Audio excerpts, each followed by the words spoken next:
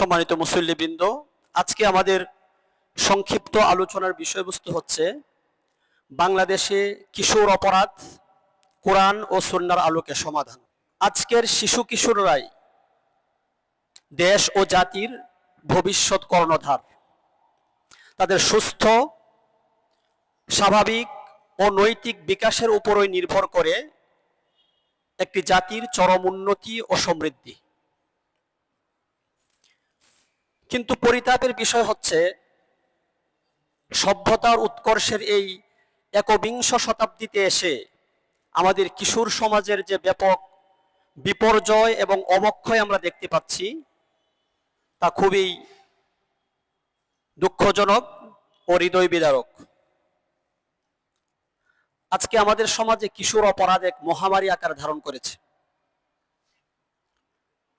পত্রিকা বা সংবাদ মাধ্যমের পাতা খুললেই প্রতিদিন চোখে পড়ে কিশোরদের হাতে কিশোর খুন, ইপটিজিং, চুরি, ছিনতাই, পকেটমার, ধর্ষণ এবং কিশোর গ্যাংয়ের নির্মম সব অপরাধের খবর। পরিসংখ্যান এবং সাম্প্রতিক গবেষণাগুলো আমাদেরকে শিউরে ওঠার মতো তথ্য দিচ্ছে। আইন শৃঙ্খলা রক্ষাকারী বাহিনীর তথ্য মতে শুধুমাত্র ঢাকা শহরেই 127টি এবং সারা দেশে প্রায় 237টি কিশোর গ্যাং বা টিন গ্যাং সক্রিয় রয়েছে। আর এ সকল গ্যাংয়ে প্রায় 10,000-এর বেশি কিশোর জড়িত।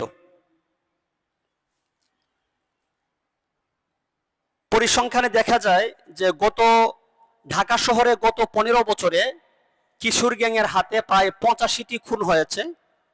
তার মধ্যে 2023 সালেই 25টি খুনের ঘটনা ঘটেছে। ডিস্কো বয়েজ, 9 স্টার, গ্রুপ 25, লারাদে, বিচ্ছু বাহিনী, লেভেল হাই, কোপাইয়াদে, বাংলা গ্রুপের মতো বিচিত্র এই সকল নামে তারা বিভিন্ন ধরনের গ্যাং তৈরি করে নিজেদের আধিপত্য বিস্তার করছে। এরকমও নিউজ দেখা যায় যে সামান্য একটি সাইকেলের জন্য নিজের সহপাঠীকে দা দ্বারা কুপিয়ে হত্যা করেছে। সম্মানিত হাজরিন, পাশাপাশি সাইবার অপরাধের জগতেও কিশোরদের বিচরণ আশঙ্কাজনক হারে বৃদ্ধি পাচ্ছে। সামাজিক যোগাযোগ মাধ্যমের অপব্যবহার, পর্নোগ্রাফিতে আসক্তির কারণে এক বছরে বাংলাদেশে সাইবার অপরাধ প্রায় দ্বিগুণ হয়ে দাঁড়িয়েছে। তো এই সর্বনাশা ছুবল থেকে কিশোরদেরকে আমাদেরকে রক্ষা করতে হবে। সম্মানিত মুসল্লিবৃন্দ, তো ইসলাম হচ্ছে আল্লাহ রাব্বুল আলামিনের মনোনীত একমাত্র পূর্ণাঙ্গ জীবন ব্যবস্থা। একটি সুস্থ, শান্তিময় ও নিরাপদ সমাজ গঠনের লক্ষ্যে ইসলামে কিশোর অপরাধ প্রতিরোধ এবং সংশোধনের সুস্পষ্ট, নিখুঁত ও বিজ্ঞানসম্মত গাইডলাইন দেওয়া হয়েছে। আর ইসলাম শুধুমাত্র এই সমস্যাটাকে আইন দিয়ে বা শাস্তি দিয়ে সমাধান করতে চায় না। কোন সমস্যাকে ইসলাম শুধুমাত্র আইন দিয়ে আর শাস্তি দিয়ে সমাধান করতে চায় না, কারণ এটা সঠিক উপায় না। আইন দিয়ে, শাস্তি দিয়ে যদি অপরাধ মুক্ত করা যেত, তাহলে কোনো দেশে অপরাধ থাকতো না। এজন্য ইসলাম ঈমান, নৈতিকতা ও চরিত্র গঠনের মাধ্যমে এটার সমাধান করতে চায়।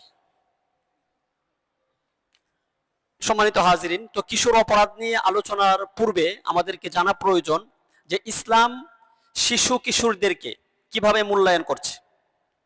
আমরা জানি যে আল্লাহ রাব্বুল আলামিন মানুষকে বিভিন্ন স্তরে ও পর্যায়ক্রমে সৃষ্টি করেছেন। মাতৃগর্ভ থেকে শুরু করে শৈশব, কৈশোর, যৌবন, বার্ধক্য, প্রতিটি স্তরেই আল্লাহ রাব্বুল আলামিনের অসীম কুদরত ও নিদর্শনের বহিঃপ্রকাশ।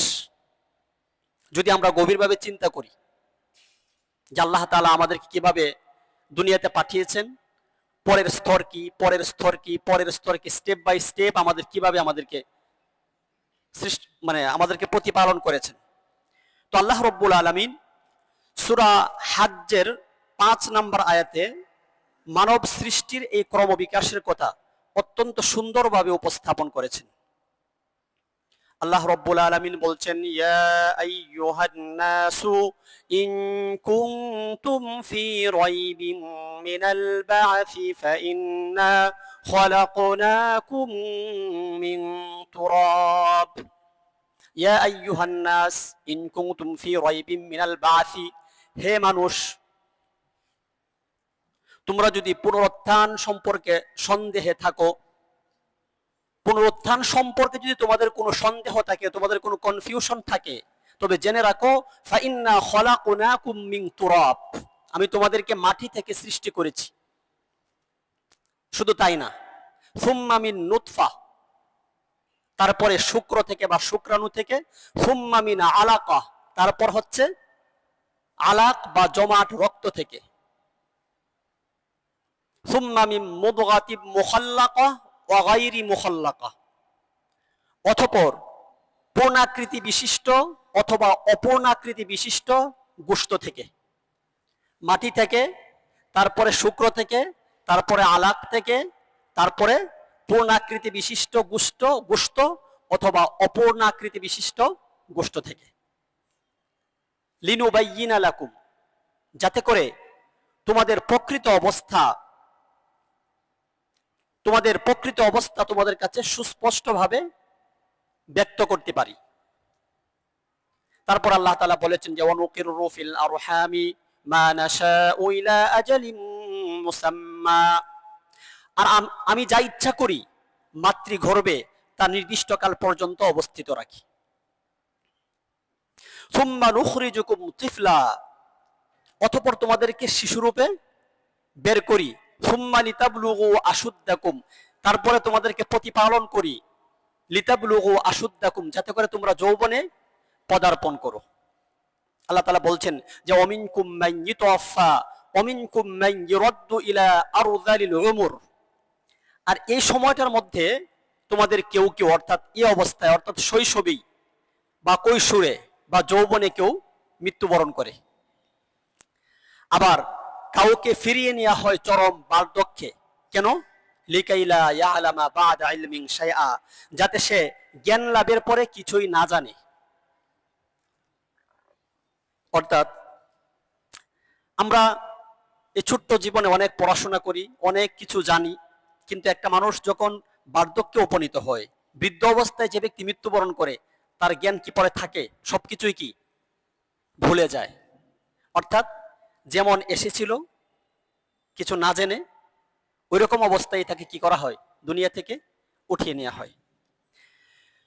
তো সূরা নাহলের ৭৮ নম্বর আয়াতে আল্লাহ তাআলা বলেছেন, ওয়াল্লাহু আখরাজাকুম মিন বুতুনি উম্মাহাতিকুম লা তা'লামুনা শাইআ, যে আল্লাহ রব্বুল আলামিন তোমাদেরকে মায়ের গর্ভ থেকে এনেছেন এমত অবস্থায় যে তোমরা কিছুই জানতে না। তোমাদেরকে মায়ের গর্ভ থেকে এই অবস্থায় এনেছেন যে তোমরা কিছুই জানতে না। সম্মানিত হাজিরিন, তো ইসলামের দৃষ্টিতে কোনো মানব সন্তানই অপরাধী হয়ে বা পাপ নিয়ে জন্মগ্রহণ করে না। সবাই কি নিষ্পাপ হয়ে কি করে জন্মগ্রহণ করে। প্রতিটি শিশু তার জন্মলগ্নে নিষ্পাপ এবং ফিতরাত অর্থাৎ স্বভাব ধর্ম ইসলামের উপরে জন্মগ্রহণ করে। সে যদি কোনো অমুসলিমের ঘরে জন্মগ্রহণও করে, সেই শিশুটাও কি ইসলামের উপরেই জন্মগ্রহণ করে। পরবর্তীতে তার পরিবার, চারপাশের পরিবেশ এবং তার সঙ্গীরা তাকে বিপথগামী করে। সহিহ বুখারী হাদিস নাম্বার 1385, রাসূলুল্লাহ সাল্লাল্লাহু আলাইহি ওয়াসাল্লাম বলেছেন, কুল্লু মাউলুদিন ইউলাদু আলাল ফিতরাহ, যে প্রত্যেকটা সন্তান ফিতরাত বা স্বভাব ধর্ম তথা ইসলামের উপরে কি করে জন্মগ্রহণ করে।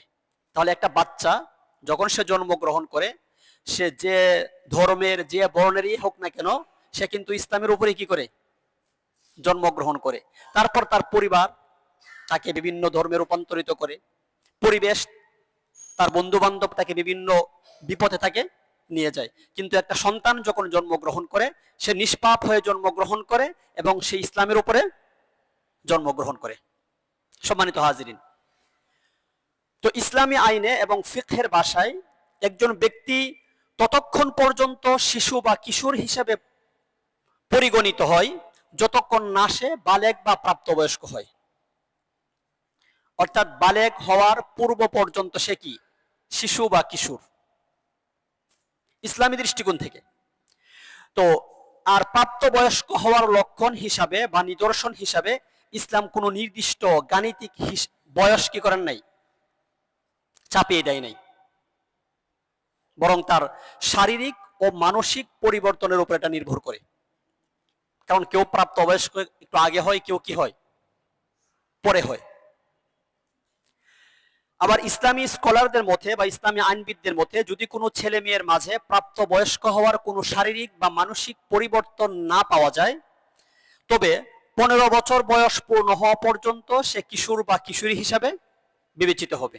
আমাদের দেশে একটা প্রচলিত নিয়ম অনুযায়ী একটা বয়স নির্ধারণ করে দেওয়া আছে যে এত বছর পর্যন্ত সে কি কিশোর বা শিশু, কিশোর।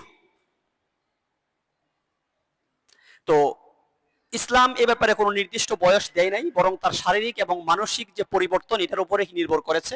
তবে ইসলামী আইনবিদরা বলেছেন যাদের মধ্যে এরকম কোনো লক্ষণ বা নিদর্শন প্রকাশ না পায়, তারা 15 বছর পর্যন্ত কিশোর হিসাবে বিবেচিত হবে।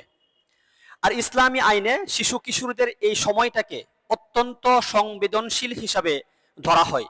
যতক্ষণ তারা প্রাপ্তবয়স্ক না হচ্ছে ততক্ষণ পর্যন্ত তাদের উপর ইসলামের বা শরীয়তের কোনো কঠিন বিধান প্রযোজ্য না, বা কোনো শাস্তিও কিনা প্রযোজ্য না।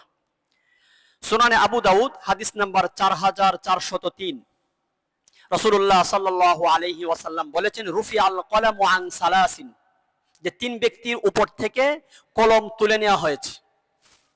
1 নাম্বার আনিন নাইম হাত্তা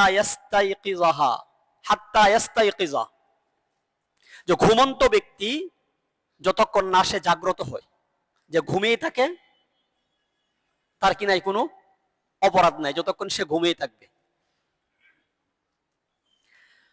ওয়া আনিস সাবিয়্যি হাত্তা ইয়াহতালিমা, এবং অপ্রাপ্ত বয়স্ক বালক বা বালিকা যতক্ষণ পর্যন্ত সে না প্রাপ্তবয়স্ক হয়।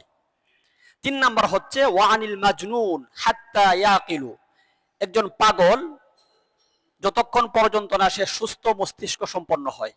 এই 3 ব্যক্তির কিনাই কোনো অপরাধ নাই।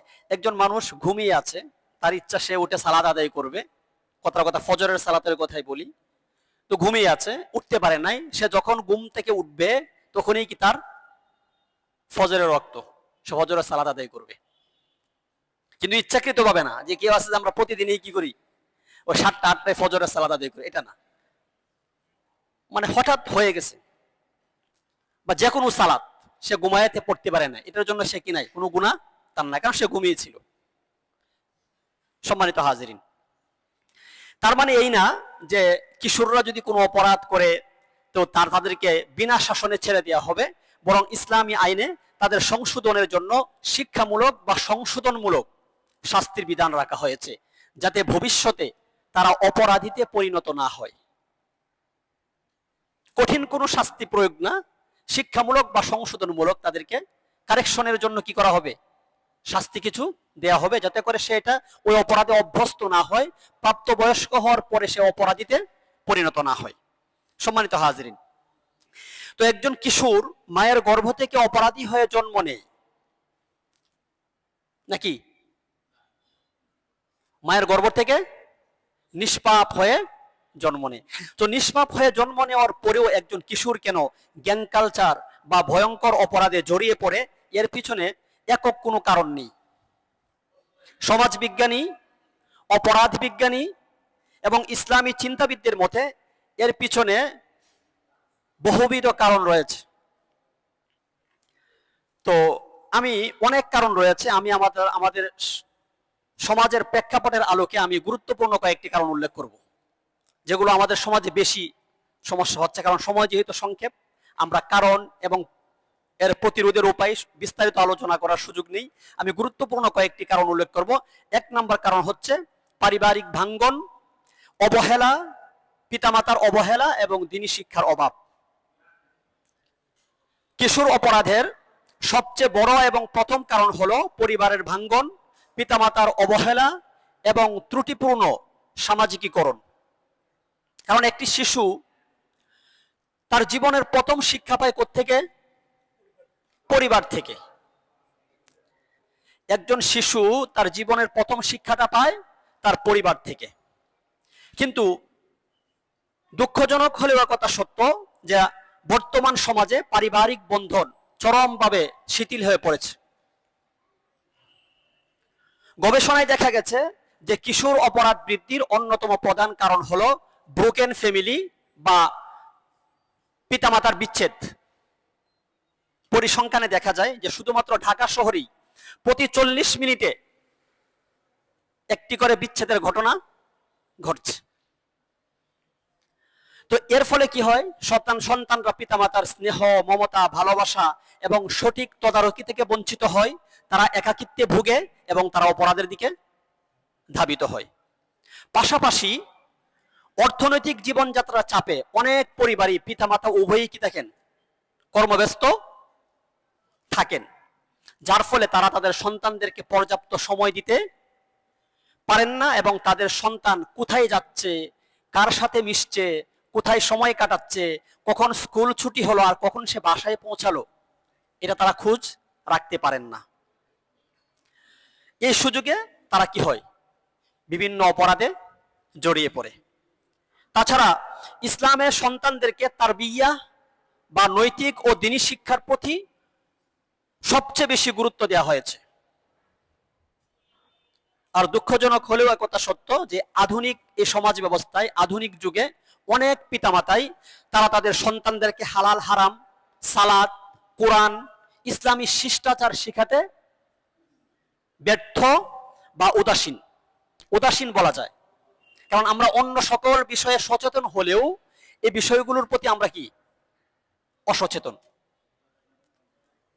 আমাদের মাথায় রাখতে হবে, আমাদের সন্তানকে একজন ভালো মানুষ হিসেবে যদি আমরা চাই, তাহলে তাকে অবশ্যই ইসলামী শিষ্টাচার তাকে শেখাতে হবে। এর কোনো বিকল্প নাই, এর কোনো বিকল্প নাই। রাসূল সাল্লাল্লাহু আলাইহি ওয়াসাল্লাম বলেছেন যে কুল্লুকুম রাইন ওয়া কুল্লুকুম মাসউলুন আন রাইয়াতিহি। আর আমি যে তাকে কোরআন শিখাচ্ছি না, ইসলামী শিষ্টাচার শিখাচ্ছি না, নৈতিক শিক্ষাটা আমি তাকে দিচ্ছি না, এটার জবাবদিহি কিন্তু আমাকেও করতে হবে। এটা আমার দায়িত্ব। সন্তান জন্ম দেওয়া দিলেই কি দায়িত্ব শেষ? না, বরং তাকে ইসলামী শিষ্টাচার শিখানো, তাকে কোরআন শিখানো, এটাও কি পিতামাতার দায়িত্ব, বরং ফরজ। সম্মানিত হাজিরিন, রাসূল বলেছেন যে তোমাদের প্রত্যেকেই দায়িত্বশীল, আর প্রত্যেক দায়িত্বশীলকেই তার অধীনস্থদের ব্যাপারে কি করতে হবে? জবাবদিহি করতে হবে। তো পিতামাতার এই চরম উদাসীনতার কারণে সন্তানদের নৈতিক মেরুদণ্ড গড়ে ওঠে না। সুনানে তিরমিজির 1952 নম্বর হাদিসে রাসূল সাল্লাল্লাহু আলাইহি ওয়াসাল্লাম বলেছেন, মা নাহালা ওয়ালিদুন ওয়ালিদাম মিন নাহলিন আফদালু মিন আদাবিন হাসানিন। যে পিতা তার নিজের সন্তানকে যা কিছু দান করে তার মধ্যে সর্বোত্তম হলো উত্তম শিক্ষা ও প্রশিক্ষণ। আমরা সন্তানের জন্য অনেক সম্পদ উপার্জন করি না? যে সন্তানের জন্য বাড়ি গাড়ি যা করা দরকার, রাসূল বলছেন যে এগুলোর থেকে উত্তম, মানে এগুলোর থেকেও শ্রেষ্ঠ হচ্ছে কি? উত্তম শিক্ষা। এটাই তার সম্পদ। আপনার সন্তান আপনার অ্যাসেট। সন্তান যদি সুশিক্ষায় শিক্ষিত হয়, সন্তান যদি ভালো মানুষ হয়, তাহলে সম্পদ সে নিজেই করবে।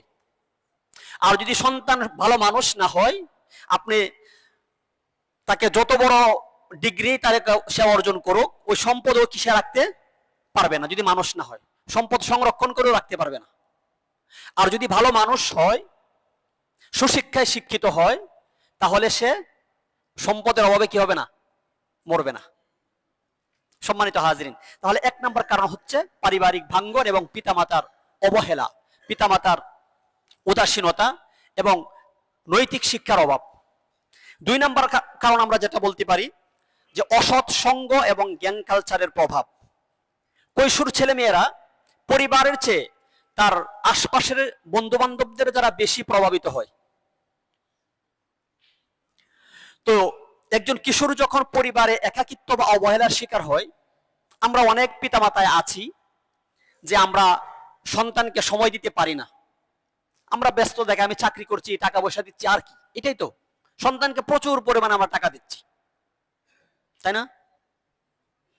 এটা আমরা বলিও যে আমি তো টাকা পয়সাই দিচ্ছি, আমার পড়াশোনা তুমি করবা না।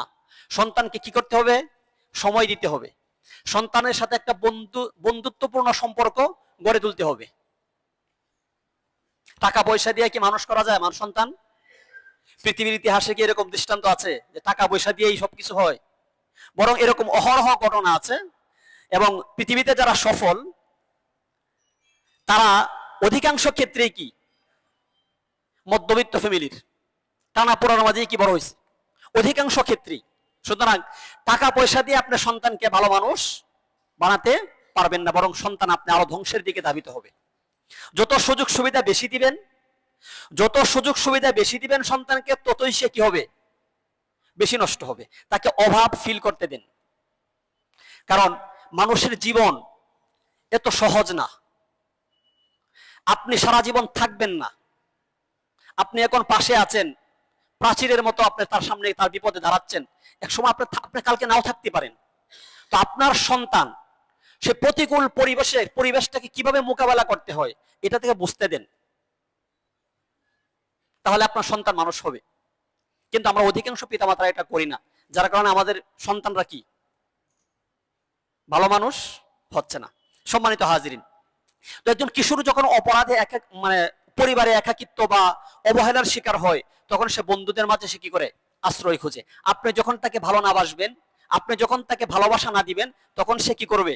অন্যজনের কাছে ভালোবাসা খুঁজবে। আপনার কাছে যখন সে তার অনুভূতিগুলো প্রকাশ করতে না পারবে, তখন সে অন্যজনের কাছে অনুভূতিগুলো কি করবে? প্রকাশ করবে। সম্মানিত হাজিরিন, তো সেই ক্ষেত্রে বন্ধুরা যদি অসৎ হয়, তখন তাদের প্ররোচনায় কিশোররা শুরুতে কি করে? ধূমপান শুরু করে, স্কুল থেকে পালায়, এরপরে চুরি, চিন্তায়, ইপটিজিং এবং কি খুনের মতো অপরাধেও তারা কি করে? জড়িয়ে পড়ে। সমাজে নিজেদের আধিপত্য ও বীরত্ব প্রমাণের জন্য তারা কিশোর গ্যাং বা গ্রুপ তৈরি করে। তো ইসলাম, এই জন্য ইসলাম বন্ধু নির্বাচনের ক্ষেত্রে অত্যন্ত সতর্কতা অবলম্বন করতে বলেছে। সুনানে আবু দাউদ হাদিস নাম্বার 4829, রাসূল করিম সাল্লাল্লাহু আলাইহি ওয়াসাল্লাম একটি চমৎকার উপমা দিয়েছেন। তিনি বলেছেন, মাসালুল জালিসি সালিহি ওয়াস সাউই কাহামিলিল মিসকি ওয়া নাফিখিল কির। যে সৎ সঙ্গী এবং অসৎ সঙ্গীর উপমা হলো, দৃষ্টান্ত হলো কস্তরী বা সুগন্ধি বহনকারী এবং কামারের হাপড়ে ফুকদানকারী নেই। কামারে কাজ করে না, ফুদে না আগুনের মধ্যে। কোচে একজন কস্তরী বহনকারী আর কামারের হাপড় ফুকদানকারী দুইজনের মতো। আর কস্তরী বহনকারী তোমাকে অবশ্যই কিছু কি করবে? সুগন্ধ দিবে। না দিলেও তোমার তার আশপাশে থাকার কারণে কি তোমার গায়ে সেই ঘ্রাণ চলে আসবে। আর কামারের হাপড় হয়তো তোমার কাপড় পুড়িয়ে দিবে, আর তা না হলে তুমি তার কাছ থেকে দুর্গন্ধ তো পাবেই। এজন্য আল্লাহ রাব্বুল আলামিন কোরআনে কারীমে অসৎ সঙ্গ ত্যাগ করে সৎ মানুষদের সাথে থাকার নির্দেশ দিয়েছেন। সূরা কাহাফ আয়াত নাম্বার 28, আল্লাহ রাব্বুল আলামিন বলেছেন, ওয়াসবির নাফসাকা মা'আল্লাযীনা ইয়াদউনা রাব্বাহুম বিল গাদাতি ওয়াল আশি।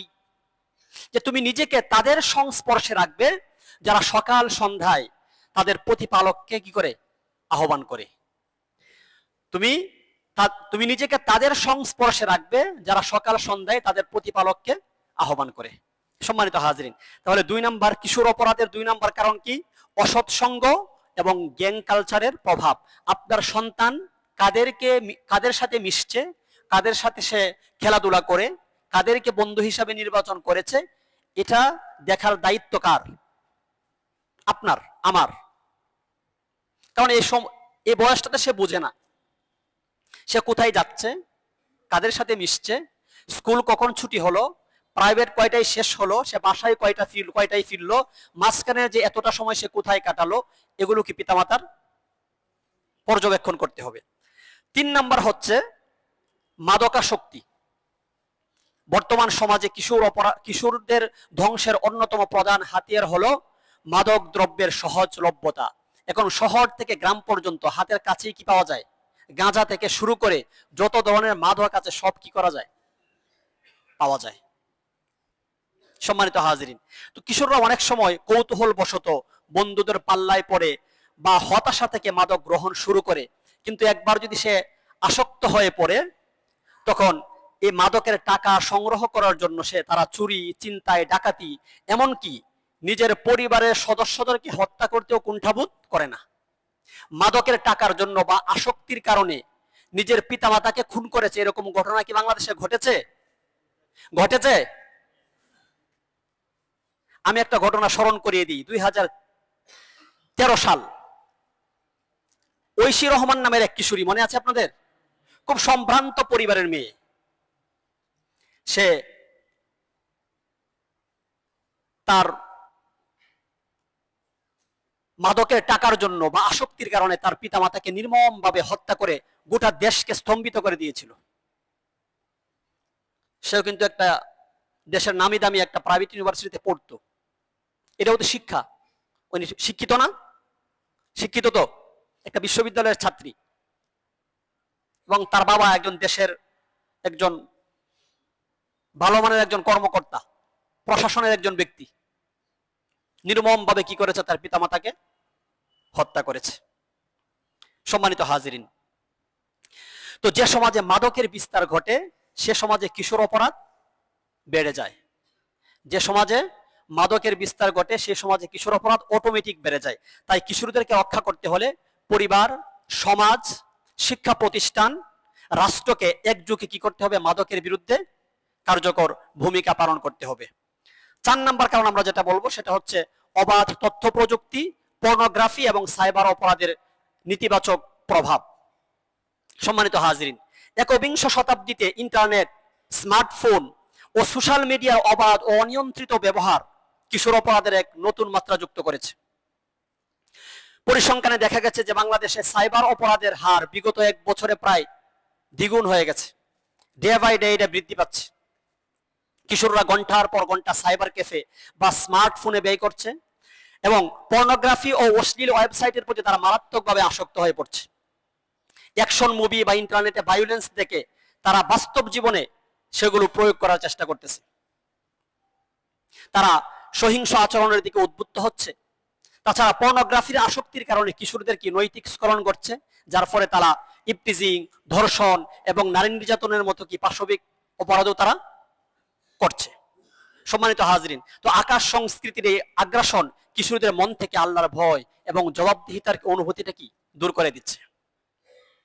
সম্মানিত হাজরিন, এছাড়াও আরো অনেক কারণ রয়েছে, অল্প সময়ে শেষ করা সম্ভব না। তবে যে কয়টা আমি কারণ বললাম এগুলো সমাজের উল্লেখযোগ্য কারণ। তো এগুলো থেকে বোঝা যায় যে কিশোরদের এই করুণ পরিণতির জন্য সমাজ, শিক্ষা ব্যবস্থা, পরিবার, রাষ্ট্র সবাই কোনো না কোনো ভাবে কি দায়ী। এই দায়ী কেউ এড়াতে পারবে না।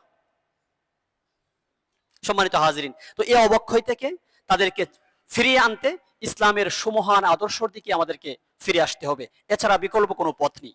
সম্মানিত হাজিরিন, আমি কোরআন সুন্নাহর আলোকে কয়েকটা সমাধানের বা প্রতিরোধের উপায় আমি বলে আলোচনা শেষ করব। ইসলাম শুধু সমস্যার কথাই বলে না, বরং ইসলাম একটি নিখুঁত ও বিজ্ঞানসম্মত সমাধানেরও কি পথ দেখায়। তো কোরআন এবং সুন্নাহর আলোকে আমি কয়েকটি প্রতিরোধের উপায় বলবো। 1 নাম্বার হচ্ছে পারিবারিক দায়িত্ব এবং ইতিবাচক প্যারেন্টিং। কিশোর অপরাধ প্রতিরোধে সবচেয়ে বড় ও কার্যকর দুর্গ হলো কি? পরিবার। প্রথম কারণটা, কিশোর অপরাধের কারণও কি বলেছিলাম? পরিবারের অবহেলা। প্রতিরোধের উপায় 1 নম্বরে কি? এটাই আসবে। কিশোর অপরাধ দূর করার 1 নাম্বার দুর্গ হচ্ছে কি? পরিবার। সন্তানকে সুশিক্ষিত ও অপরাধ মুক্ত রাখার দায়িত্বটা কার? প্রথমে পরিবারের, পিতামাতার।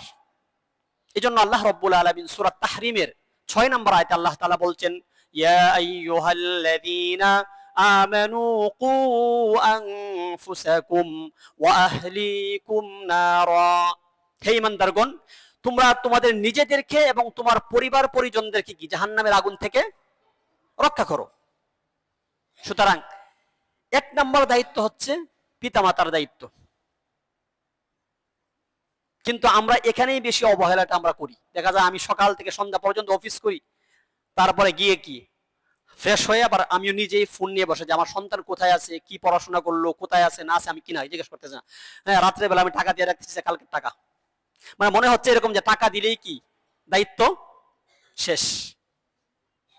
যত ব্যস্ততাই থাকুক, যত পেরেশানি থাকুক, সন্তানকে কি করতে হবে? প্রতিদিন সময় দিতে হবে। সন্তানের সাথে একটি বন্ধুত্বপূর্ণ সম্পর্ক গড়ে তুলতে হবে। আপনার সন্তান একটা এরকম আপনার সন্তানের সাথে একটা সম্পর্ক করতে হবে, সে একটা অপরাধ করেও যেন আপনার কাছে সেটা কি করতে পারে? শেয়ার করতে পারে। অপরাধ তো করতেই পারে, ভুল তো করতেই পারে। এখন সে যদি ভুল করার পরে আপনার কাছে শেয়ার না করে, ভুল জায়গায় শেয়ার করে, তখন কিন্তু আর সমাধান পাবেন না। আপনার ছেলে একটা মেয়েকে পছন্দ করে, এটাও যেন আপনার কাছে সে বলতে পারে। বলতে পারলে হবে কি, আপনি তাকে বোঝাবেন সুন্দর করে, সে হয়তো এই রাস্তা থেকে ফিরে আসবে। আর সে যদি কোনো খারাপ বন্ধুর সাথে শেয়ার করে, বলবো যে নিয়ে পালিয়ে চলে যা। এরকম হচ্ছে না? এই জন্য সন্তানের সাথে একটা বন্ধুত্বপূর্ণ সম্পর্ক গড়ে তুলতে হবে, যাতে করে একটা অপরাধ করা, অন্যায় করার পরেও কি সবচেয়ে বড় আশ্রয় হয় বাবা মা। শেয়ার করতে পারে। শেয়ার করলে আপনি তাকে বোঝালে আপনাকে সে কি করবে? নিজেকে সংশোধন করে নিবে। সম্মানিত হাজরিন, 2 নাম্বার হচ্ছে সন্তানের প্রতি লুকমান হাকিমের উপদেশ। আমরা সন্তানদেরকে উপদেশ দিতে কি করি? লজ্জা পাই। ভালো কথা বলতে কি, সালাম দিতে কি লজ্জা পাই। একসাথে সালাত আদায় করতে কি লজ্জা পায়। কিন্তু হিন্দি সিরিয়াল দেখতে কি নাই? লজ্জা পায় না। অশ্লীল মুভি দেখতে কি না লজ্জা পায় না। সপরিবারে বসে দেখি হিন্দি সিরিয়াল দেখতে পারি। এটা হচ্ছে আমাদের চরিত্র। কিন্তু আমার সন্তানকে বাসায় রেখে আসসালামু আলাইকুম সালাম দিতে পারি না। কারণ আমার ছেলেকে আমি সালাম দিব? বা আমার সন্তানকে বলতে পারে না আসো মসজিদে যাই হাত ধরে। এটা খারাপ দেখা যায় না? কিরকম জানি দেখা যায়। সম্মানিত হাজিরিন, তো কিশোরদের মনস্তাত্ত্বিক ও নৈতিক উন্নয়নের জন্য প্রত্যেক পিতামাতার উচিত কোরআনে বর্ণিত হযরত লুকমানের সেই ঐতিহাসিক উপদেশগুলো সন্তানকে কি করা? শেখানো। তিনি কিন্তু কোনো নবী না, কিন্তু তার উপদেশগুলোর কারণে তিনি কিন্তু কোরআনের মধ্যে তার নাম চলে এসেছে। কত গুরুত্বপূর্ণ উপদেশ! আল্লাহ রাব্বুল আলামিন সেটি আমাদেরকে স্মরণ করিয়ে দিচ্ছেন সূরা লুকমানের 13 নম্বর আয়াতে। আল্লাহ তাআলা বলছেন, وَإِذْ قَالَ لُقْمَانُ لِابْنِهِ وَهُوَ يَعِظُهُ يَا بُنَيَّ لَا تُشْرِكْ بِاللَّهِ إِنَّ الشِّرْكَ لَظُلْمٌ عَظِيمٌ। আল্লাহ রাব্বুল আলামিন বলছেন যে স্মরণ করো যখন লুকমান তার ছেলেকে উপদেশ দিতে গিয়ে বলেছিল, হে আমার কলিজার টুকরা সন্তান, হে প্রিয় বৎস, তুমি কি আল্লাহর সাথে কাউকে শরীক করো না। নিশ্চয়ই শিরিক হচ্ছে সবচেয়ে বড় জুলুম। একটা উপদেশ ছিল লুকমান আলাইহিস সালামের, তার সন্তানকে তিনি সেই উপদেশটা দিয়েছিলেন। আপনার সন্তানকে আপনি অনেক কিছু শিখাইলেন, কিন্তু তার যিনি সৃষ্টিকর্তা তাকে শিখালেন, মানে পরিচয় করে দিলেন না যে আল্লাহ একজন আছেন, তিনি আমাদেরকে সৃষ্টি করেছেন, তিনি আমাদেরকে রিজিক দেন, হ্যাঁ তিনি আমাদের প্রতিপালন করেন, তিনি আমাদেরকে মৃত্যুও দিবেন, আমাদের জীবনের কি এই গোটা জীবনের জবাবদিহি আমাকে করতে হবে। আমরা সন্তানের কাছে এই কথাগুলো কি করতে পারি না? বলতে পারি না। সম্মানিত হাজরিন, পরবর্তীতে সূরা লুকমানের 17 থেকে 19 নম্বর আয়াতে আরো কতগুলো চমৎকার উপদেশ এসেছে। আল্লাহ রাব্বুল আলামিন বলছেন, ইয়া বুনাইয়া আকিমিস সালাতা ওয়া আমুর বিল মা'রুফি ওয়ানহা আনিল মুনকারি ওয়াসবির আলা মা আসাবাক ইন্না যালিকা মিন আজমিল উমুর ওয়া লা তুসাইর خدك للناس ولا تمشي في الأرض مرحا إن الله لا يحب كل مختال فخور يا بني أقم الصلاة হে আমার কলিজার টুকরা সন্তান, তুমি সালাত কায়েম করো। ওয়া'মুরু বিল মা'রুফ, ভালো কাজের আদেশ দাও মানুষকে। ওয়ানহা আনিল মুনকার, এবং খারাপ কাজ থেকে মানুষকে নিষেধ করো। কয়টা উপদেশ হলো? সালাত কায়েম করো, ভালো কাজের আদেশ দাও, খারাপ কাজে বাধা দাও।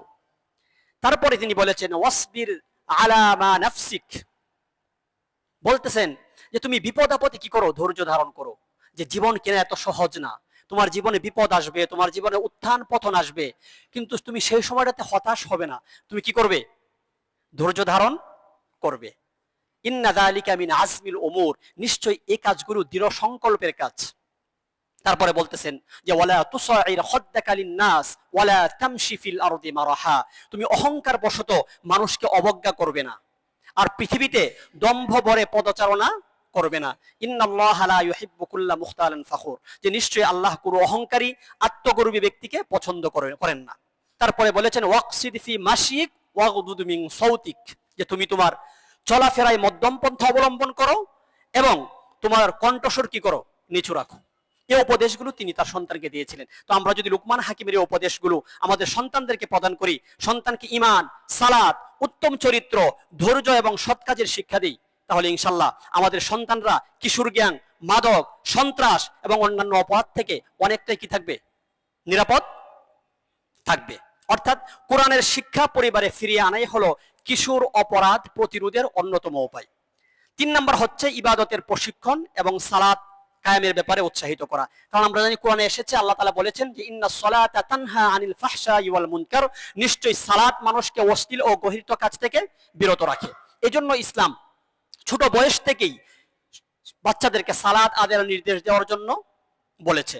যেমন সুনানে আবু দাউদের 495 নম্বর হাদিসে এসেছে, রাসূল বলেছেন মুরু আওলাদাকুম বিসসালাহ ওয়া হুম আবনাউ সাবঈ সিনিন, যে তোমাদের সন্তানদের বয়স যখন 7 বছর হয় তখন তাকে কি করো, সালাতের নির্দেশ দাও। ওয়াদরিবুহুম আলাইহা ওয়া হুম আবনাউ 10 সিনিন, আর যখন তার বয়স 10 বছর হয় তখন তাকে কি করো, প্রয়োজনে তাকে প্রহার করো, তাকে তুমি শাসন করো। অফাররিকু বাইনাহুম ফিল মাদাজি, এবং সন্তানের বিছানা কি করো, পৃথক করে দাও। সম্মানিত হাজিরিন, 4 নাম্বার হচ্ছে যে উত্তম সঙ্গী নির্বাচন, উত্তম বন্ধু নির্বাচন কিশোর বয়সের সবচেয়ে বড় গুরুত্বপূর্ণ একটি বিষয়। এজন্য আল্লাহ রাব্বুল আলামিন সূরা তাওবার 119 নম্বর আয়াতে বলেছেন ইয়া আইয়ুহাল্লাযীনা আমানুত্তাকুল্লাহ ওয়া কুনু মাআস সাদিকিন, হে ঈমানদারগণ তোমরা আল্লাহকে ভয় করো এবং তাকওয়া অবলম্বন করো এবং সত্যবাদীদের সাথে থাকো। সুনানে আবু দাউদের 4833 নম্বর হাদিসে রাসূল বলেছেন আর রাজুলু আলা দীনি খলিলি ফালইয়ানজুর আহাদুকুম মান ইউখালিল, মানুষ তার বন্ধুর স্বভাব চরিত্র দ্বারা প্রভাবিত হয়, কাজেই তোমাদের মধ্যে যারা বন্ধু গ্রহণ করবে তারা যেন সেটা পর্যবেক্ষণ করে। সুতরাং আপনার সন্তান কাকে বন্ধু হিসেবে গ্রহণ করছে সেটা খোঁজ খবর রাখার দায়িত্ব আপনার আমার। সম্মানিত হাজরিন, 5 নাম্বার এবং সর্বশেষ প্রতিরোধের উপায় যেটা বলবো সেটা হচ্ছে সমাজের দায়িত্ব। কিশোর অপরাধ দমনে সমাজ ও পুরা রাষ্ট্রকে এগিয়ে আসতে হবে। আজকে আমাদের সমাজে আমরা একজনের একটা ছেলে অন্যায় করলে আমরা চায়ের স্টলে বসে এটা সমালোচনা করি, অনেকে এরকম আছি।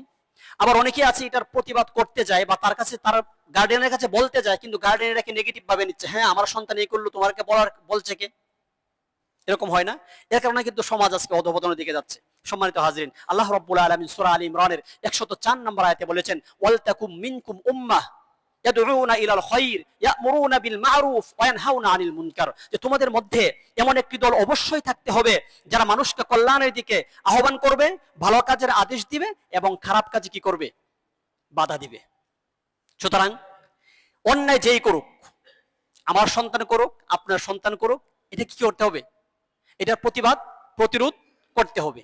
যদি না করি তাহলে আজকে অমুকের সন্তান মাদক গ্রহণ করছে, কালকে আমার সন্তানও কি করবে, আমাদের সমাজ কি হবে, ধ্বংস হবে। সুতরাং অন্যায় যেই করুক, এখানে কোনো দল মত নির্বিশেষে এই অন্যায়টাকে অন্যায় বলতে হবে, আর যেটা ভালো সেটাকে কি করতে হবে, ভালো বলতে হবে। এবং রাসূল সাল্লাল্লাহু আলাইহি ওয়াসাল্লাম বলেছেন যে তোমাদের মধ্যে কেউ যদি কোনো অন্যায় কাজ করতে দেখে সেজন্য এটাকে হাত দ্বারা প্রতিহত করে, যদি তার সেই সক্ষমতা না থাকে তাহলে সেজন্য সেটা মুখ দ্বারা প্রতিহত করে, যদি সেটাও না থাকে সেজন্য কি করে, অন্তর দ্বারা কি করে, ঘৃণা করে। তবে এটা হচ্ছে ঈমানের সর্বনিম্ন স্তর, আমরা কিন্তু এই নিম্ন স্তরের মাঝে কি আছি। সম্মানিত হাজিরিন, তো কিশোর অপরাধ এটা জন্মগত কোনো অপরাধ নয়, বরং এটি অবহেলা, কুসঙ্গ এবং মূল্যবোধের সংকটের ফল। তাই শাস্তির আগে প্রয়োজন সঠিক শিক্ষা, আন্তরিক ভালোবাসা এবং দ্বীনি আদর্শে গড়ে তোলা। পরিবার, সমাজ, শিক্ষা প্রতিষ্ঠান, রাষ্ট্র, আমরা সবাই মিলে একটি অপরাধ মুক্ত সমাজ বা অপরাধ মুক্ত একটি প্রজন্ম আমরা গড়ে তুলতে পারি। আল্লাহ রাব্বুল আলামিন আমাদের সকলকে সেই তৌফিক দান করুন। ওমা আলাইনা ইল্লাল বালাগ।